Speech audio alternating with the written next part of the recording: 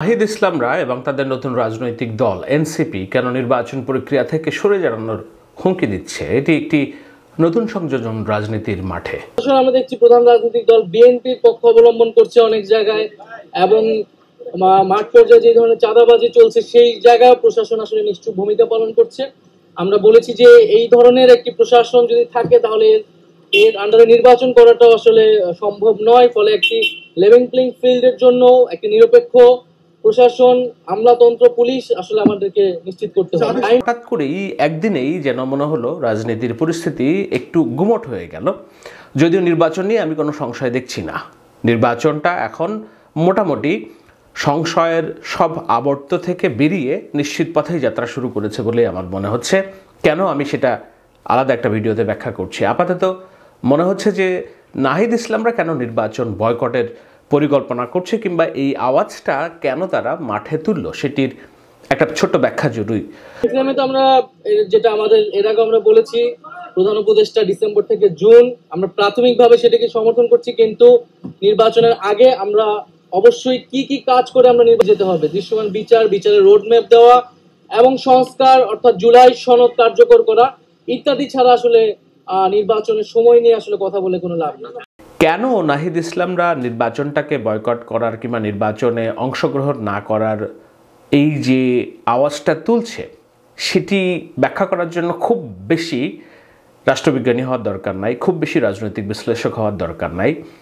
যেটি দরকার বোঝা সেটি হলো যে এই দলটির মাঠ পর্যায়ের পরিস্থিতি কেমন। দেখুন, নির্বাচন আমাদের দেশে নির্বাচন করতে হলে জনসভা করতে হবে, জনসংযোগ করতে হবে, মাঠে যেতে হবে, এলাকায় তার ভিত্তি থাকতে হবে, গ্রহণযোগ্যতা থাকতে হবে, পেশি শক্তি থাকতে হবে, টাকা থাকতে হবে, সর্বোপরি নির্বাচনে প্রবাবিলিটি অফ উইনিং অর্থাৎ জয়ী হয়ে আসার সম্ভাবনা থাকতে হবে। সেই জায়গাগুলোতে নতুন এই রাজনৈতিক দলটি মাত্র যাত্রা শুরু করেছে, 2-2.5 মাস হলো, কিন্তু তাদের পরিচিতি কিন্তু একেবারেই নতুন না। প্রায় 1-1.5 বছর ধরে মানুষ তাদেরকে চিনছে, তাদের কর্মকাণ্ড মানুষ অবলোকন করছে, অনেক সময় প্রশংসায় ভাসিয়ে দিচ্ছে। অতি সম্প্রতি যখন তারা নির্বাচন বয়কটের কথা বলেছে, আমি সোশ্যাল মিডিয়ায় দেখলাম যে তাদের সম্পর্কে নেতিবাচক মন্তব্যের মোটামুটি বন্যা বয়ে যাচ্ছে। কেন তারা নির্বাচনটা বয়কট করছে তার কারণ হলো মাঠ পর্যায়ে যে অর্গানাইজেশনাল স্ট্রাকচার দরকার হয় নির্বাচন করতে গেলে, উইনিং প্রবাবিলিটি নিশ্চিত করতে গেলে, নির্বাচিত হয়ে আসতে গেলে, তার কোনোটি এই রাজনৈতিক নেতৃবৃন্দ কিংবা এই তরুণ নেতৃবৃন্দদের কারোরই নেই।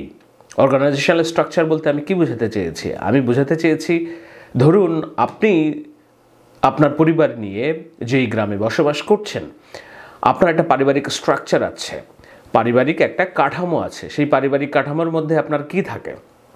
আপনার বাবা মা আছে, ফার্স্ট সেফগার্ড। বাবা মা যদি না থেকে থাকে, পরিবারের ভাই বোন আছে, সেকেন্ড সেফগার্ড। পরিবারের ভাই বোনের পাশে থাকবে আপনার চাচাতো মামাতো ফুফাতো ভাই, থার্ড সেফগার্ড। চতুর্থ সেফগার্ড হিসেবে থাকবে আপনার প্রতিবেশী, স্কুল কলেজের বন্ধু বান্ধব, স্কুল শিক্ষক, ধর্মীয় শিক্ষক। এগুলো হচ্ছে চতুর্থ লেয়ার। তো আপনি গ্রামে যখন যাবেন কিংবা গ্রামে যখন বসবাস করেন, আপনার চারপাশে এই ধরনের একটা পারিবারিক কাঠামো স্ট্রাকচারের মধ্যে দিয়ে আপনার নিরাপত্তা এবং আপনার যে জীবনযাপন সেটি প্রতিফলিত হয়। সেখানে আপনি কতটা সমর্থবান, কতটা সক্ষম এবং কতটা আপনার কথার মূল্য আছে সেটি নির্ধারিত হয় পারিবারিক স্ট্রাকচারের মধ্যে। এই পারিবারিক স্ট্রাকচারের কথা যেমন আমরা বলছি আপনার ব্যক্তি উপস্থিতির ক্ষেত্রে, তেমনি সংসদে কিংবা নির্বাচিত হয়ে আসতে গেলে একটা রাজনৈতিক স্ট্রাকচার লাগে, পলিটিক্যাল স্ট্রাকচার লাগে। তো পলিটিক্যাল স্ট্রাকচারটা ধরুন কি, সহজ ব্যাখ্যায় আপনি গ্রামে একটা সমাবেশে বক্তব্য দেবেন, নির্বাচনী সমাবেশে। আপনার ওই নির্বাচনী সমাবেশে বক্তব্য দেওয়ার ক্ষেত্রে আপনার প্রথম স্ট্রাকচার সেফগার্ড কী হবে? সেফগার্ড হবে আপনার যে রাজনৈতিক দল, সেই রাজনৈতিক দলের যে কমিটি, সেই কমিটির একটা পূর্ণাঙ্গ কমিটি, 30, 40, 50 যাই হোক না কেন, সদস্য সচিব, পরিবেশ সচিব, অর্থ সচিব, জনসংযোগ সচিব, হাউএভার, এইটা হলো আপনার যে রাজনৈতিক দল, সেই রাজনৈতিক দল যে এলাকায় নির্বাচন করবেন সেটার প্রথম সেফগার্ড। দ্বিতীয় সেফগার্ড কি হবে? এই যে আপনার যে রাজনৈতিক দর্শন, আপনার যে রাজনৈতিক পথচলা, সেই রাজনৈতিক পথচলায় আপনার কর্মপদ্ধতি, আপনার ব্যক্তিত্ব, আপনার এজেন্ডা, আপনার ইশতেহার, এইগুলোকে সমর্থন করার জন্য কর্মী এবং সমর্থক, জনসমর্থন তৃতীয় স্ট্রাকচার। আর চতুর্থ স্ট্রাকচার হচ্ছে সেখানকার অন্যান্য যেসব আনুষঙ্গিক বিষয় আছে, যেমন এটাকে আপনি কিভাবে প্রচার প্রচারণা করবেন, কোন মাধ্যমে প্রচার প্রচারণা করবেন, মাইক লাগাবেন নাকি পোস্টার লাগাবেন, পুলিশ কতটুকু সাহায্য করবে আপনাকে, আর্মি কতটুকু সাহায্য করবে আপনাকে, এইটাকে বলে অর্গানাইজেশনাল স্ট্রাকচার। তো আজকে নাহিদরা ঢাকায় মহানগর একটি দল যখন সমাবেশ করে, সেখানে যদি 50 জন লোক না থাকে, একজন নেতা যখন নির্বাচন করবেন, গ্রামে যাবেন, সেই গ্রামে যে তার যে পলিটিক্যাল স্ট্রাকচার সেটি যদি না থাকে, তাহলে এটি কেবলমাত্র অসম একটি লড়াই। সে অসম লড়াইটার শঙ্কা কি বুঝতে পেরেছেন নাহিদ ইসলামরা? এটি একটি বড় প্রশ্ন। এই প্রশ্নের কারণেই অন্যান্য অপরাপর রাজনৈতিক দল যখন নির্বাচন কেন্দ্রিক, অপরাপর বলতে আমি বুঝিয়েছি বিএনপি, জামায়াতে ইসলামী, এনসিপিও নির্বাচন কেন্দ্রিক রাজনীতিটাই করেছে এতদিন। ঈদে যে তারা বাড়িতে গিয়েছে, 39 সংসদীয় আসনে তাদের কার্যক্রম প্রতিফলিত হয়েছে। তো সেই নির্বাচনী আবহের মধ্যে থেকে হঠাৎ করে নির্বাচনে অংশ নেব না, কেন এই ধরনের বোধোদয় তৈরি হলো, এটি এখন বিশ্লেষণের দাবি রাখে। এবং এই যে নির্বাচনে অংশ না নেওয়ার হুমকির প্রেক্ষিতে রাজনৈতিক দল হিসেবে আত্মপ্রকাশ করার জন্য তাদের যে প্রাথমিক প্রয়োজন, সেই জায়গাটাতে তারা হোঁচট খাবে কিনা, সেই জায়গাটাতে তারা মার খাবে কিনা।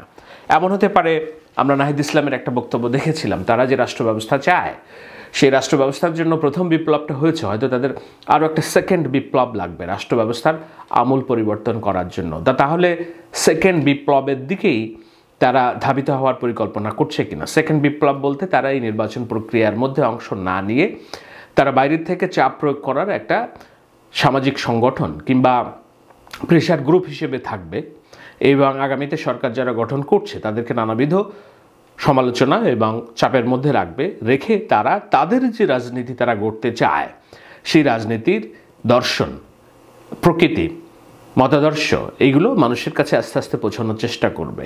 সেটা যদি লক্ষ্য হয়ে থাকে, সেটাও সাধুবাদের লক্ষণ। কিন্তু নতুন একটি রাজনৈতিক দল নির্বাচন যদি না করে, নির্বাচন প্রক্রিয়া ছাড়া কোনো রাজনৈতিক দলের উত্থান কিংবা এগিয়ে যাওয়াটা খুব সমস্যা সংকুল হয়ে দাঁড়ায়। এটার সম্ভাবনা 0 প্রবাবিলিটিতে থাকে। কিন্তু আমরা তো দেখেছি তারা এর আগেও 7 থেকে 10 জন নিয়ে যেই পথ চলা শুরু করেছিল বর্তমান সরকারের বিরুদ্ধে, কোটা সংস্কারের বিরুদ্ধে, সেটি আস্তে আস্তে মহীরুহতে রূপ নেয়। তাদের সেই পূর্ব অভিজ্ঞতা, পূর্ব অনুমান এবং পূর্ব শিক্ষাই কি তাহলে তারা বর্তমানের যে রাজনৈতিক বন্দোবস্ত কিংবা রাজনীতিকে খোল নাচলে বদলে দেওয়ার যে আন্দোলন, সেখানে ইমপ্লিমেন্ট করার চেষ্টা করছে কিনা সময় বলে দিবে। যে প্রচলিত রাজনীতি তারা করবে, সংসদে যাবে না সংসদের বাইরে থেকে নির্বাচন ব্যবস্থাকে একেবারে বৃদ্ধাঙ্গুলি দেখিয়ে তারা তাদের যে চাওয়া, সেই চাওয়াটা পূরণের জন্য রাস্তা থেকে আন্দোলন করবে, সময় বলে দিবে। তবে এটি একটি নতুন মাত্রা রাজনীতির আলোচনা, সেটা নিঃসন্দেহে বলে রাখা যায়।